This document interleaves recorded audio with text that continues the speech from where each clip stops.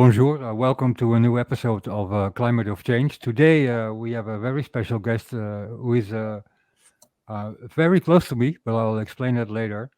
It's Erik Ahlström, when I pronounce your name correctly, Erik.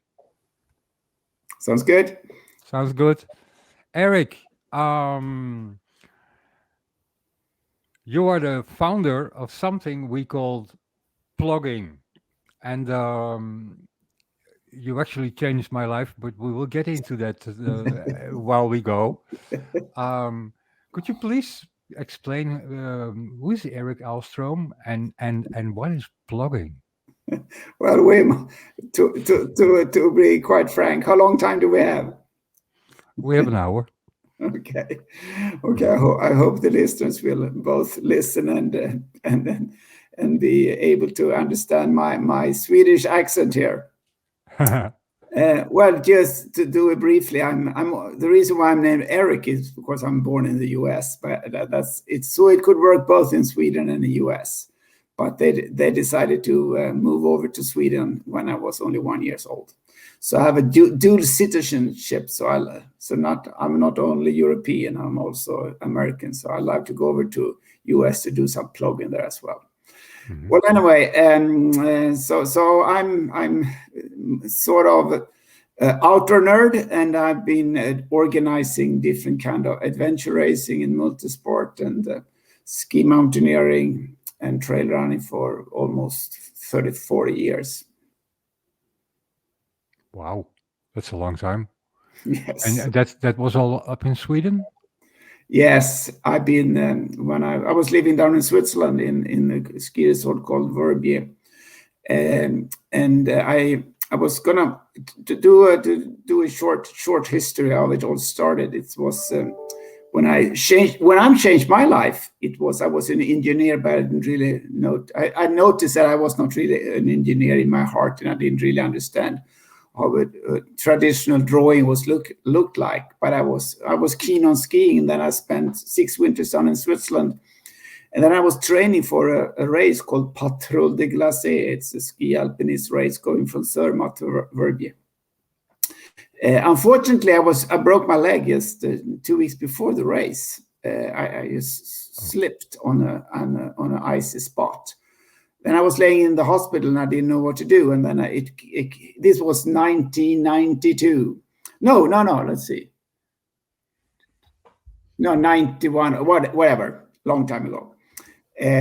So then a friend came up with a brochure and asked me, do you want to start something called the tourist sports? And it was more about going up 30 km about the Arctic Circle and going dog sledding and kayaking and skiing and randonneur touring and stuff. So that was a 2 years education. And during that time, I decided to go to the highest peak in Sweden. It's Kebnekaise. And at the top of Kebnekaise, I noticed, wow, this is like the Alps in miniature.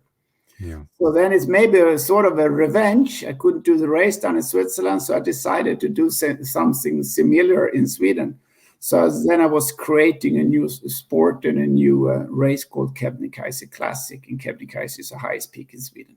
So I was organizing that for 6 years, and it was the first adventure race in Sweden in general. So we got racers from all around Europe. So it was something really, really strange to compete in the mountains or in the nature. No one was really racing in the mountains, and especially not long endurance races. You're a real outdoor man. Yes, I'm trying to anyway. And from then on, I went over to start organizing mountain running for 2 days up in the mountains as well. And then it just continued like that. Then I moved down to the biggest ski resort in Sweden called Åre. And then a New Zealand friend of mine came up to me and, Erik, have you heard about the sport multisport? And I said, no, never heard about multisport. And multisport is 3 different sports put together. It's kayaking, mountain running, and mountain biking. Like a triathlon. Yeah. But out in the nature as well. So he asked me if I wanted to start multisport in Sweden together with him. His name is James Vannemore, and he's from New Zealand. So sure, why not? So that race now has been going on for 25 years. It's easy for me to remember, of course, that was the same year as my son was born. And what got you to this idea that it has anything to do with picking up trash and litter? Yeah, I think so.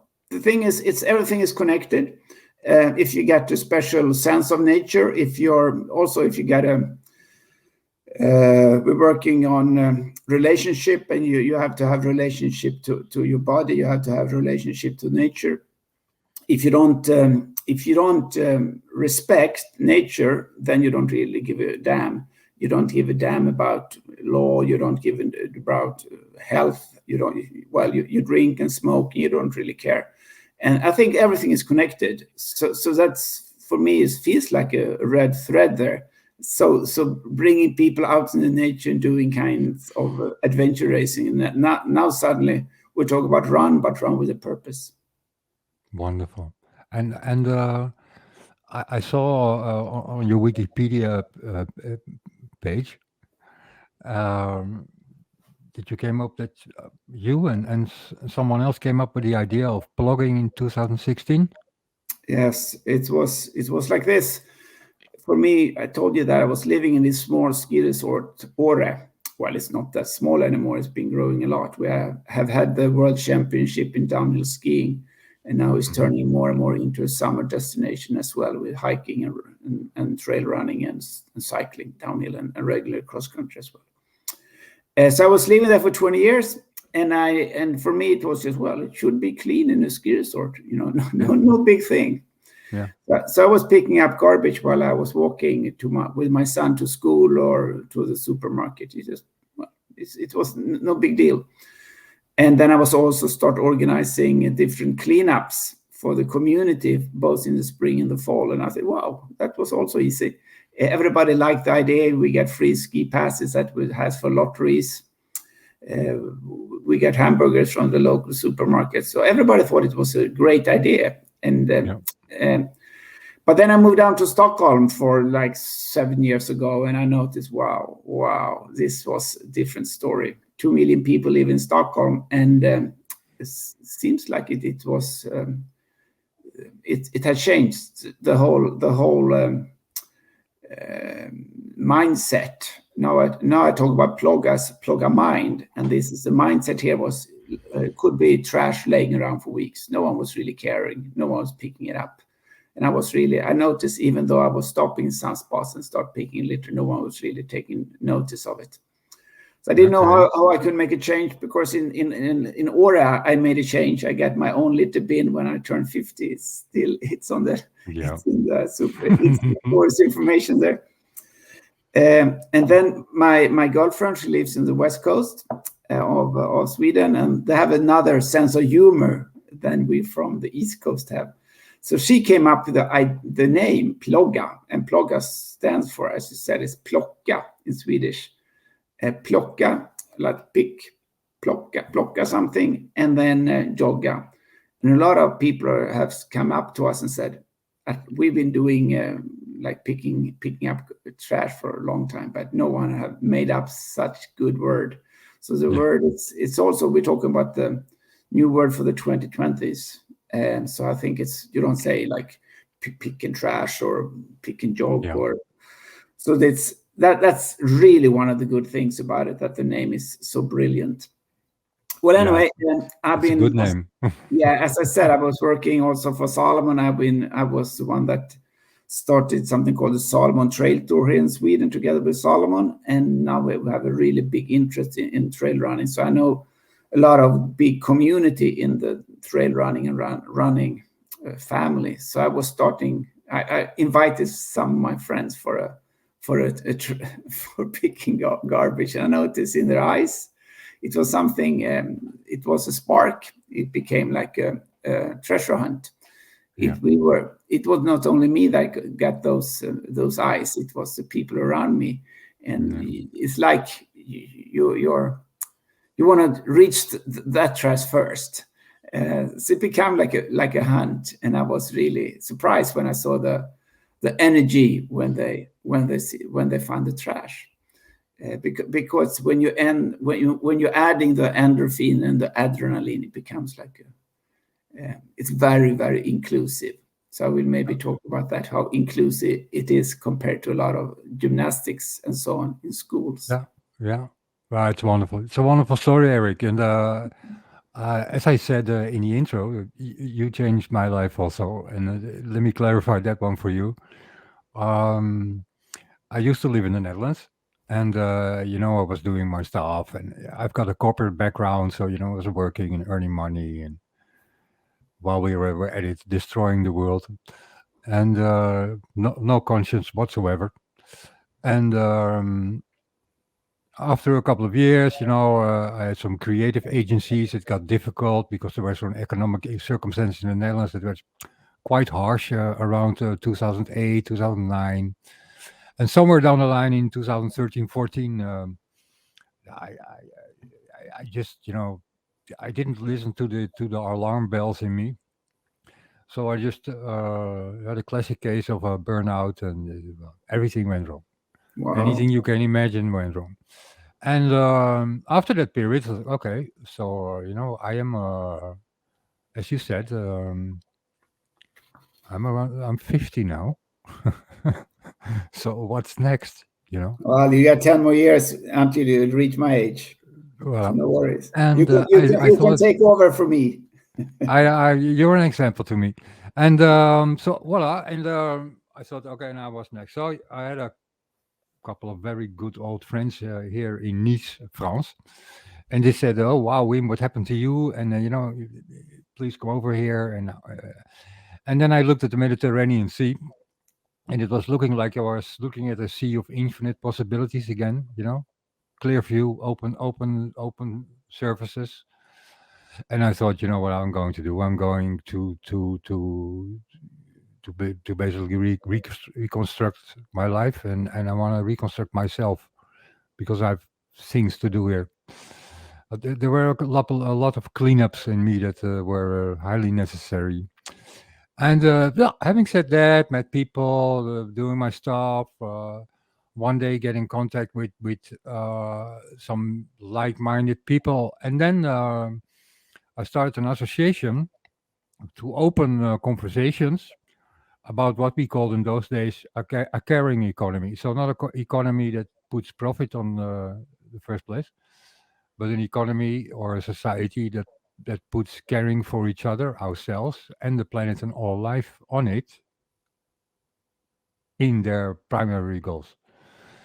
I know we are not living in that world today, but we can always imagine what that should look like. And then let's see what we can contribute to that transition. And while we were doing that, uh,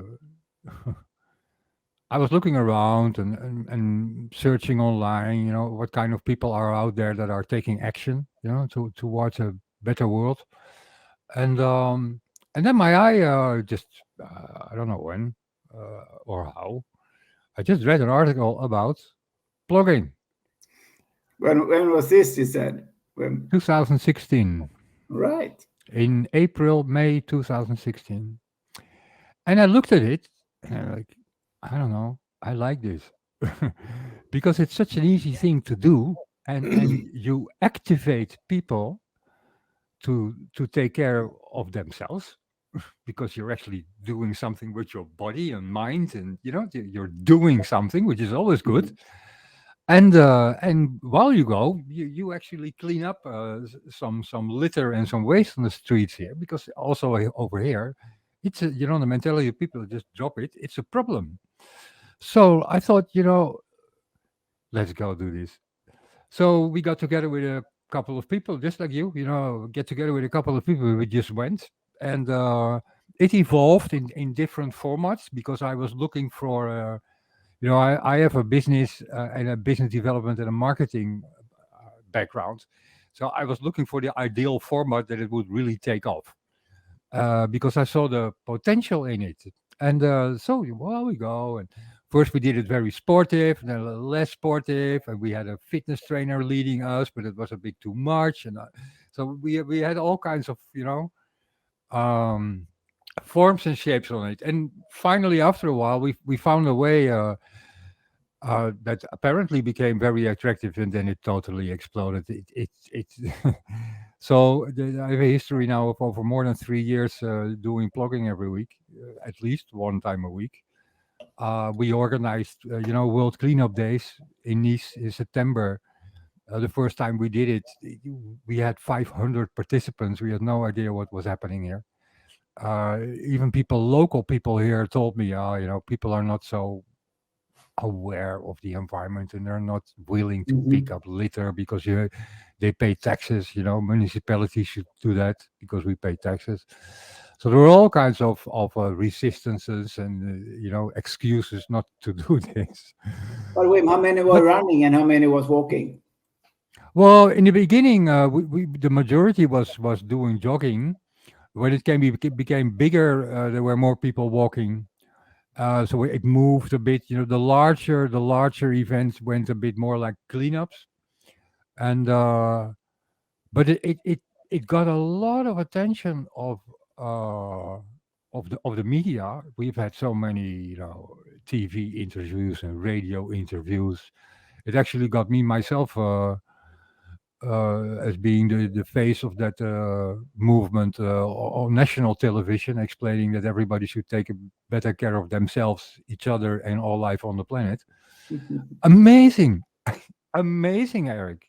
I had Yeah, no no. idea what was happening, and blogging. Uh, yeah, became the visible action anybody can take, every day. It grew into 5 different neighborhoods in the city of Nice, where local citizens living in their streets, were activated to join plugging. The municipality supported us. Businesses reached out. Wow. Wow. So thank you so much from a personal experience to you, Eric, for leading the way. You changed my life. On top of this, I'm happy to tell you that somewhere in, I don't know, probably November, I've been invited to go to Italy, and I will get back to Italy um, to join a few days of retreat. A friend of mine who is a meditation leader is doing a retreat, and we discussed my little philosophy because I have developed my own philosophy with blogging. Hmm. That I can imagine that when you take care of 1 square meter around you, just 1 square meter, just take 1 square meter around you, and you take care of that one square meter, that actually includes you. So when you clean up, you can also visualize and be aware or have a higher consciousness that you're actually cleaning yourself also. So you clean yourself while you clean your square meter. Imagine we have 7 billion people around the planet. Imagine 7 billion people start cleaning up themselves and their square meter. That's amazing. So you got me. I'm not going to stop anymore. No, And I whether mean, it's walking, whether it's swimming, whether it's biking, whether it's running in combination with this mindset, uh, wonderful. no, as you said, it is a mindset, and all the activities that are being done as the World Cleanup Day and well, we have those keep Sweden tidy and so on. It's really fantastic. The only problem is it's not that often, and you don't change a mindset of just doing it once a year, especially with kids. If you're looking at a kid's brain, how they work, I mean, the kids' brain are like a popcorn. They just everywhere all the time. For them, I compare it as you brush your teeth. You brush your teeth twice a day, and that's just a natural behavior. So that's the reason why we started Plogga Tuesday, and supposed to that you go plugging every Tuesday. And if you do it, the kids do it, and of course the thing is with Plogga, you don't have to run. Of course, it just changes the mindset and the attitude. And the attitude is so super simple. If you see trash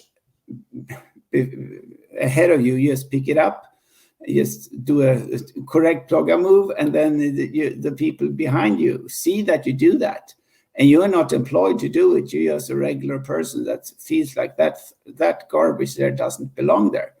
So it just, I mean, if you're standing by the bus station, or if you're passing the street, just bend down and pick up the stuff. Especially nowadays when the fall is here, you start wearing gloves. It's so perfect.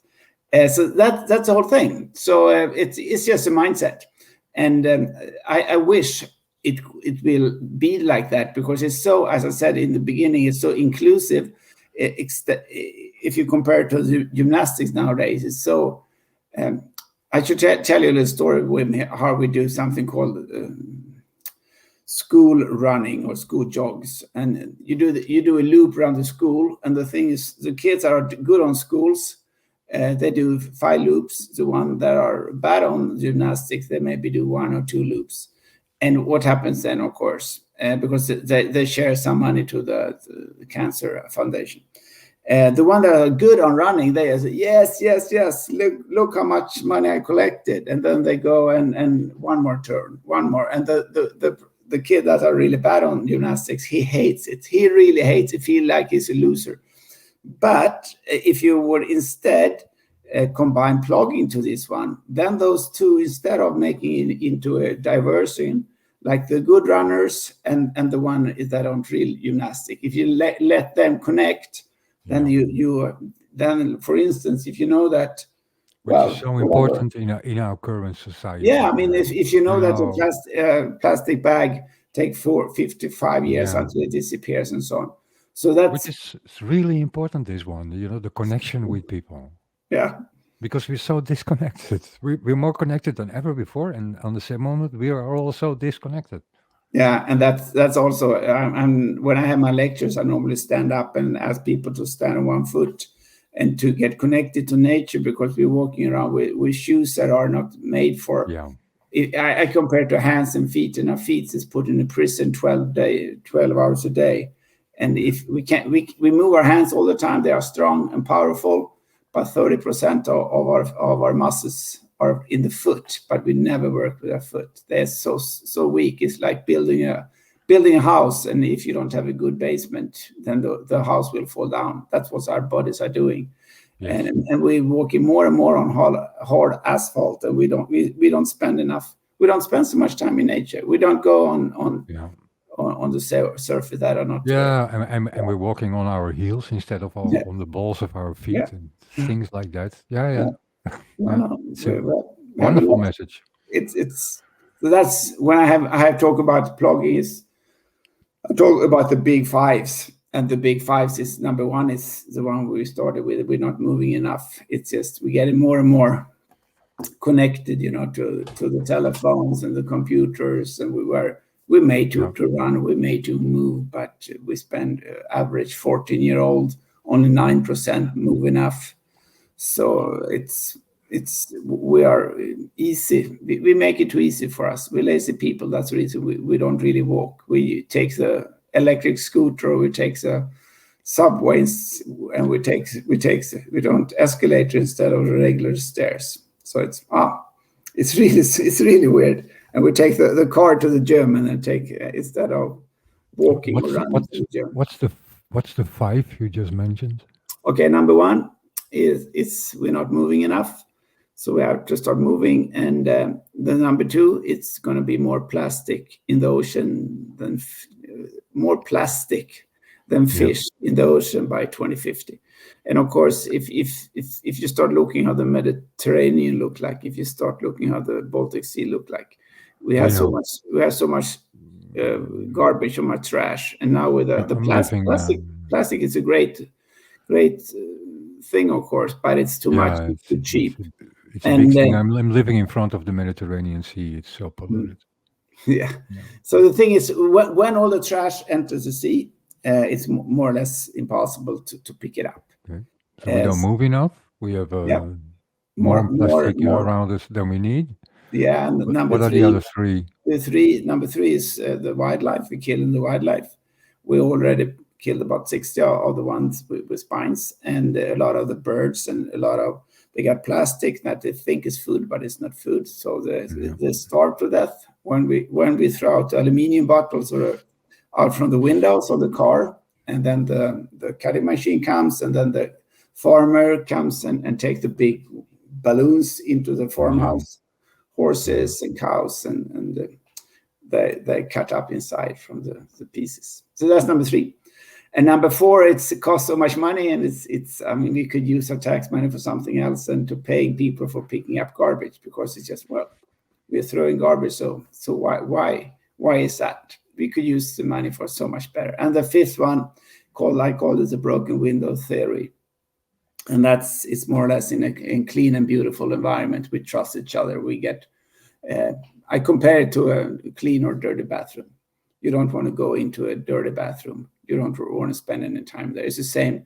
And if you go to a stadium, football stadium, and if the stadium is clean or if it's dirty, we get more closer to each other when the stadium is clean. So it's I think littering is getting worse now in the pandemic, also in the COVID pandemic. Yeah. Well, Erik, when I hear you talking, I get the feeling you're not done yet. Well, unfortunately, I wish I could be unemployed, but I don't think I will. And but on top of this, I am reading online that about 3 million people already, at least that's an estimate, join cleanups and plugging on a regular basis. Is that correct? I don't. The thing is, we lose. I wish we had some more figures. You have no idea anymore. No, and it is very. It would be really important. I have a friend of mine. He's doing a lot of diving. He do diving on the Baltic Sea, and they always tell us how much batteries, how many tires they pick up. For that's like the elevator pitch. Yeah. And I don't have the elevator pitch because how should we? Because it is some apps already here called Waste Hunters, Go Plogging, and Literati. Is that how should we connect to people? Should we connect to? I mean, if I go down to Nice, how should I know it's a plugging group there? How should I know? Or I agree. Should you have the phone on your arm when you go plugging and then you show each cigarette butt, or how? I mean, it's. I don't have. I mean, we're looking on different solutions and different business plans, and we haven't really. I was in Italy last week for the World Championship in Plogging, and that was the first time I saw a regular race converted into a plogging, and that was so amazing. Hold on, Erik. Hold on. World Championship Plogging. Really? First time ever. Am I right? Yeah. Wow. Please tell us. What happened? They had the qualifiers for about 16 races in northern Italy. And the thing was, you could do it both virtual and physical. So you sent in pictures how much you've been plugging and so on.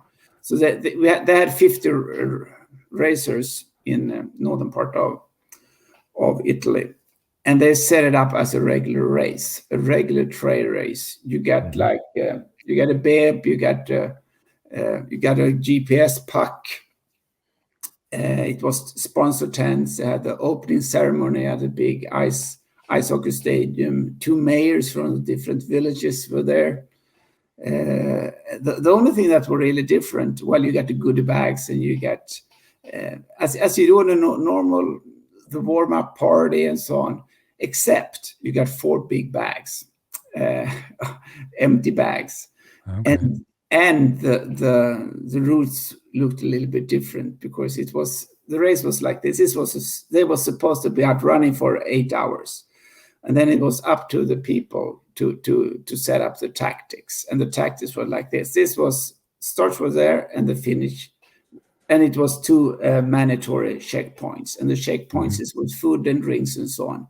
And then it was some additional checkpoints up in the mountains that you got extra points if you went up there. Yeah.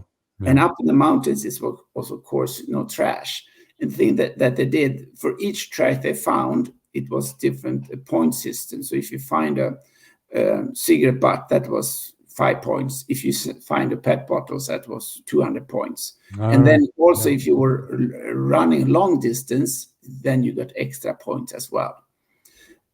So in the end, the people that was close to the villages, they collected so much trash, and it was amazing to see when it was about 200 meters before they entered the finish line. Everybody, all the people was carrying the trash, and they had the average about almost like 25 kilos each. Oh, And wow. it was So, normally when you're out running and you pass in the finish line, okay, the first one is the winner, and then and the second one goes yes, yeah. yes. But here, everybody was a winner.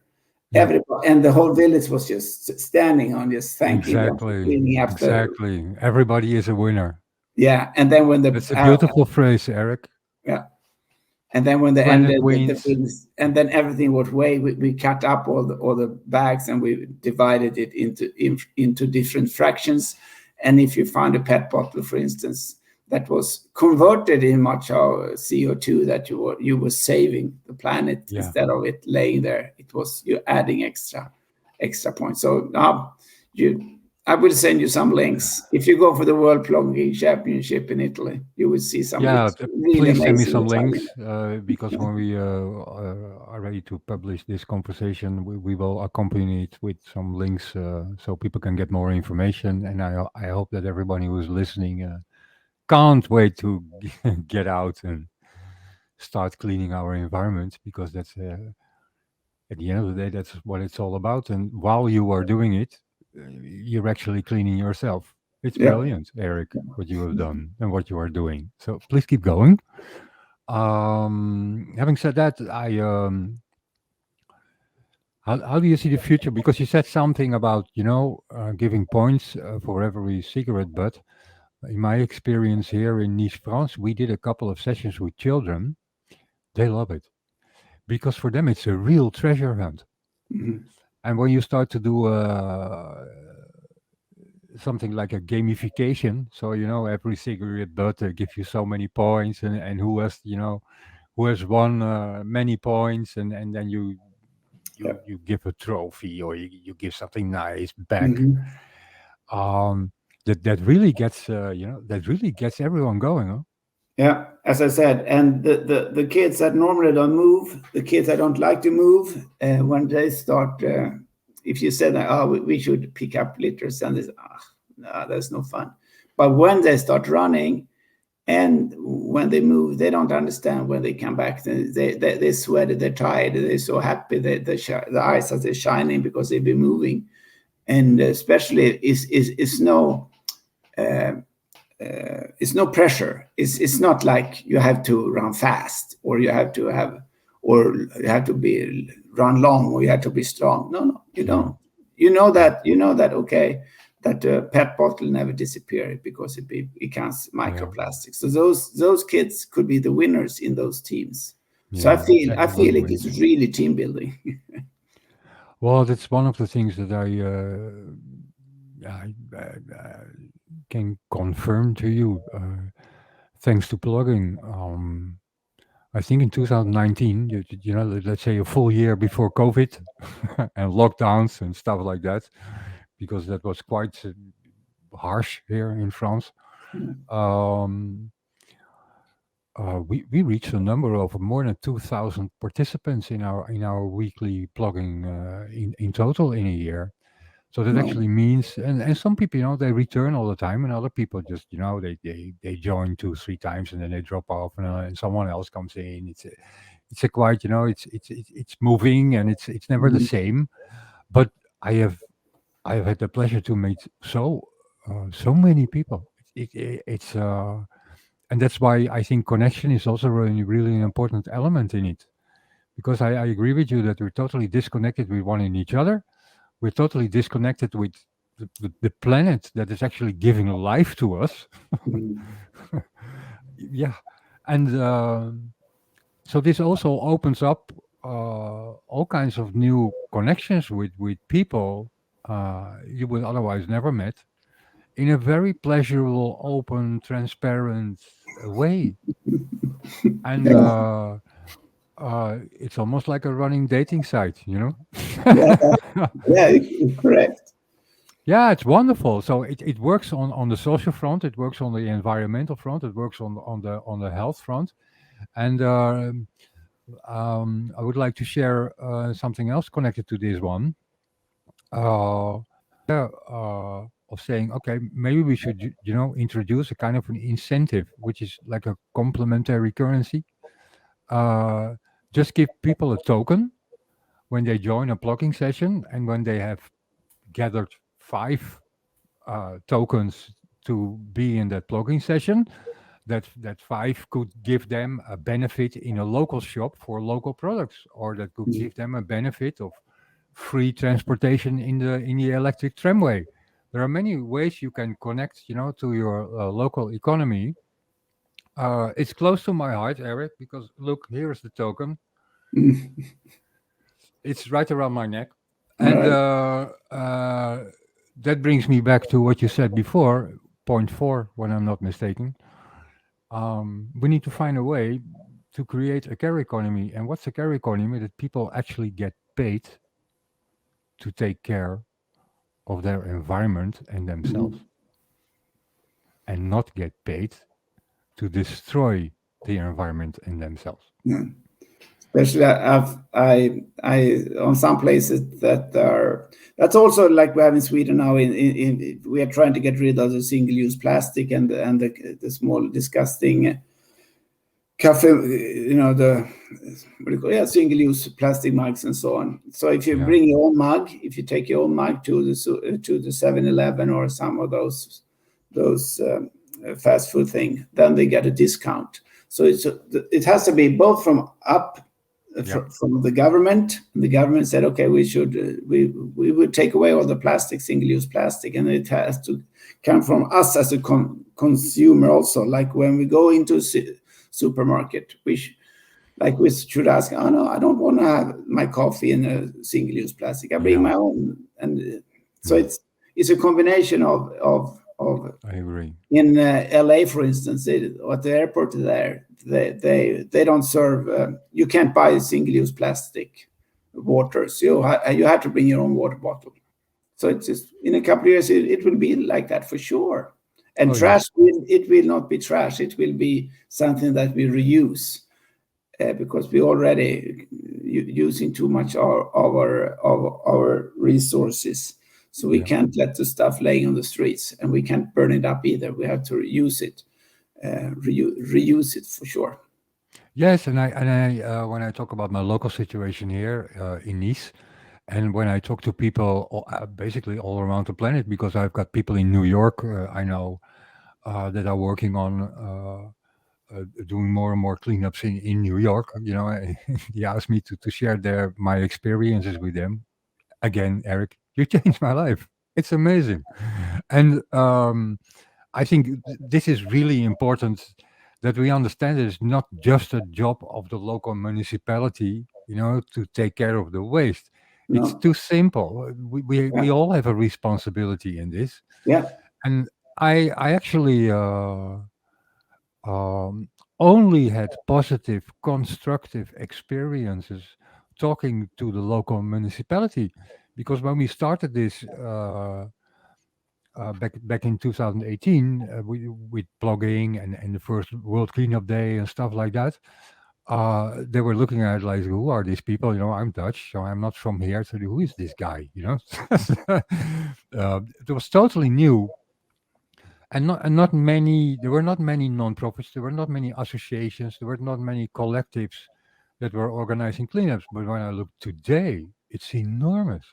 It yeah, has grown exponentially, and the municipality has learned in these 3 years has learned uh, what their constructive, positive, contributing role should be in that bigger movement.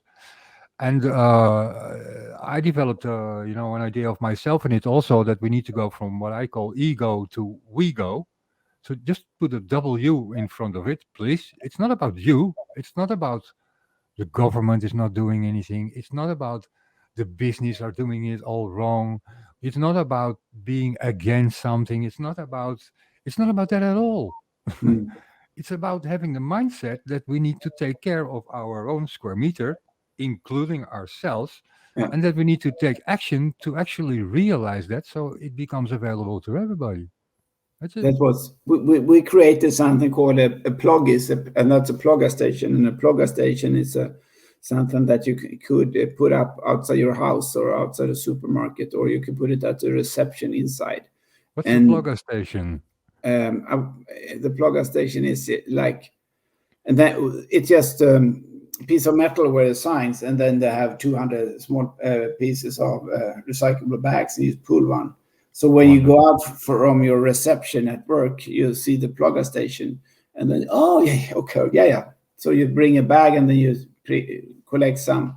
So I will send you over the brochure. Please share that with us. Very Because interesting. it's as one of the issue thing is it should be easy to make. Yeah. It should be easy to make easy. Accessible. It should be easy to make right. Accessible for everybody. Because that's normally think, oh, I forgot my bag. I do that also. I forgot my bag. Of course. So here you can bring your own bag all the time. So we create, and then we created the normal nylon bags also, where it says that you have to bring along. But that's a thing. I mean. We did that also. We got ourselves old fishing nets. Yes. That are reused for sacks to put waste in. We collect on the streets and on the beach, and we reuse the sacks, and we actually wash them. So what's your plan for the future? Well, yeah, my plan for the future. Listen, I am. How do I say this? I've become aware that I can actually play an active role in this, and I like creative ideas. I like, as I said, I have a background of business development and marketing, and I'm searching ways to connect the change of attitude, as you just explained to us, by doing good for other people and all life on the planet and the planet itself, and find ways to make that viable in terms of that it becomes a habit. Just like you said, we go out shopping every day. Why don't we go out doing this every day? So you really need to find, I think, opportunities in a local setting, because we have different mentalities all around. The different cultures, the different awarenesses. So I think it's important to get people together that start creatively thinking about how we can grow this movement. This brings me actually to the basics of why we are having this podcast, Erik, because that's what I call a climate of change. Mhm. If we can bring visionary people, action takers from all different disciplines, from health, from technology, from environment, from economy, from you name it, and we combine those creative forces and those ideas and those insights as one team, and we can learn from each other, from each other different disciplines, what we have learned, how to to get bigger movements going that are way much bigger than yourself. That for me, that would be a wonderful way to contribute. And meanwhile, I know this is actually like doing it. So again, it changed my life for the better. So No, thanks it for is. thanks for the inspiration, Erik. No, And thanks. and to close down, Erik, what can we expect from you coming in the next years? Where are you heading to? What's your idea? What do you imagine? No, I've been doing a Plogga tour now for 2 summers in Sweden. I bring my camper van and doing different events.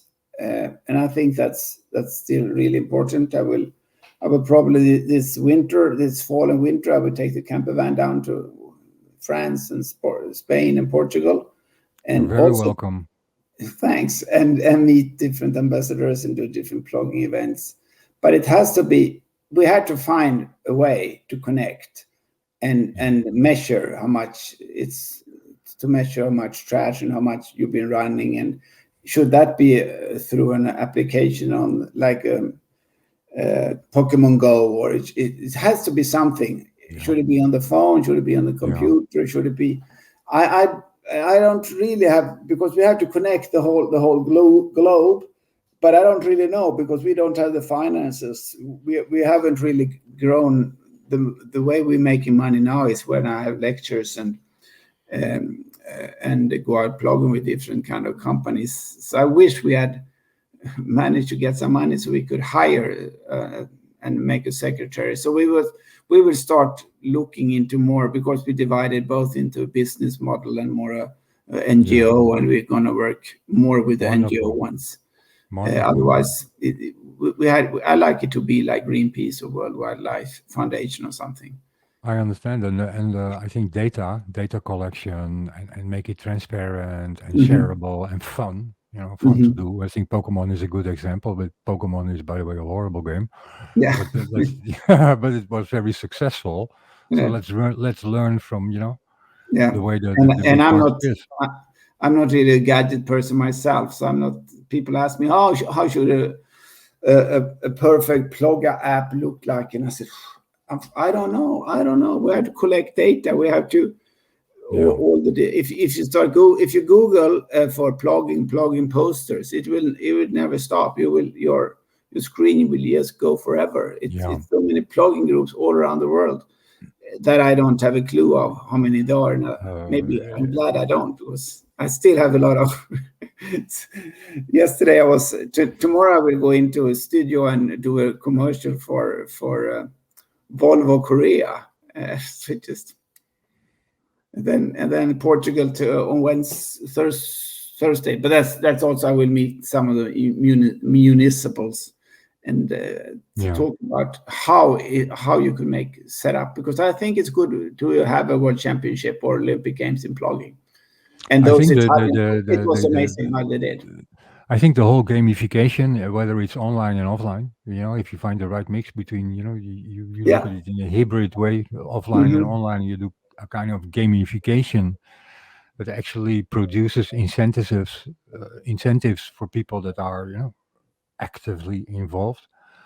I think we're living at an age. Technology is not that difficult anymore. No. So you need to have the right people aboard. I will be more than happy to contribute to this vision. You got me. Good. You got me. And I see many possibilities, and I also think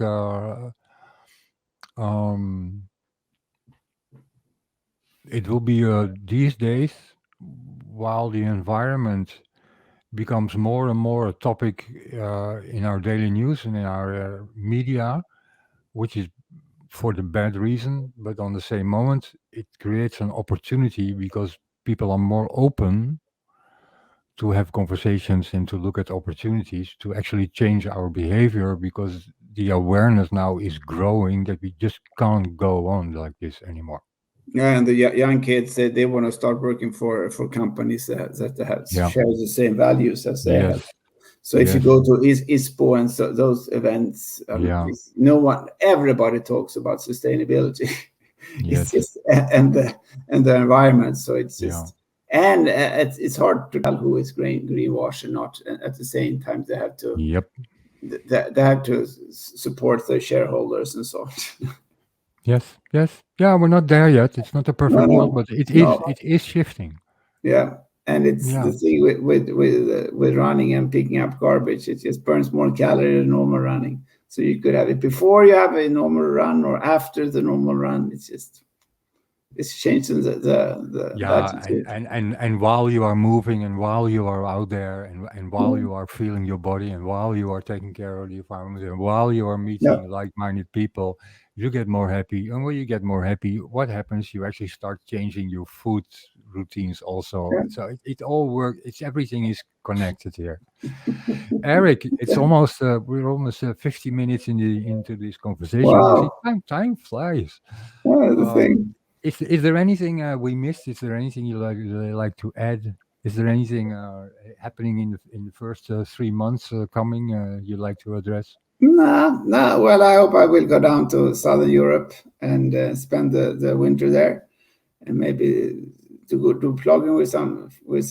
Yes. If we have some big events, because as I said, normally when I have my the events, it's not that easy to attract people either if they don't really know what it is. It's like you have to. How will you build a Christmas tree? What will Yeah. be attractive Yeah. to Social go? media is can be extremely helpful.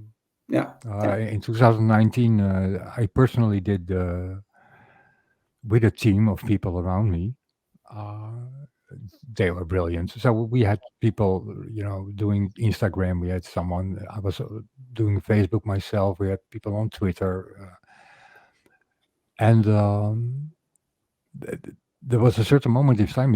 It became quite normal that on a local level here, we reached more than 1,000 people a day through our social media channels. So you're talking about 30,000 people, Mm, a month in a city that has 300,000 people. That's enormous. yeah, It's unbelievable. yeah. That's And it just cool. kept on growing, growing, growing. But it takes a lot of attention, and therefore I agree with you. Valid point. We need to find a way that we liberate these people to actually spend so much time and give so much energy to this cause, because you can't do this in a sustainable, constructive way in people's lives without paying them anything. No, So I know. whatever you do, give them a benefit, give them a discount, give them a voucher. I don't know, find sponsors. But you need to understand that if you want to go to these kind of numbers and this kind of social influence, because you become a social influencer by doing this, um, you need sponsors, or you need benefits, or you Yeah, need yeah, attractive yeah. way, and probably even something like called like a basic income provider to these people, Hmm. because they're actually the drivers of the change. Yeah, And people need to liberate themselves to do that. You can't expect everybody to run around all the time, and investing in their expertise also to make this happen for nothing. yeah. I know that is a problem right now. Well, it's a challenge. That I we, wouldn't call it a that problem, but a no, challenge. you're right. You're right. So it's we will continue to start looking for fundings. So if someone is listening here and they have some ideas and they have they would like to tribute to a good cause, just let them in. Let's go to Plogga Facebook page and send me a mail. Wonderful. Wonderful. Okay. And I agree. I think it's a good closure. Let's do a call to everybody who is listening to us. If you have suggestions, or people, or ways to get some decent funding going, so you can build a structural backbone to this movement, please share it with us, or send it to Eric, or give us a message on our social media pages. We will happy to connect you guys and make it happen. Great. Okay. So see you this fall and winter. When? Thank you so much for this conversation, Eric. I'm really still very happy that I finally got to meet you. Even people around me who know me here, who have joined the niche plugging sessions and the logo plugging session here. They're jealous on me. Do Just you it have an was interview with the big Mr. Erik Ahlström? Oh yes, we do. Isn't that wonderful? it was the stars were right when we made up the name, me and Karina, and then it's been also through social media. It was the perfect timing, and a lot of people think like the Swedes, the only thing we're doing, we're running around and plugging, but unfortunately we're not. No, I hope one day. you're really changing the world. Okay. Thank you so much, Erik. Thanks, Wim. Have a good one.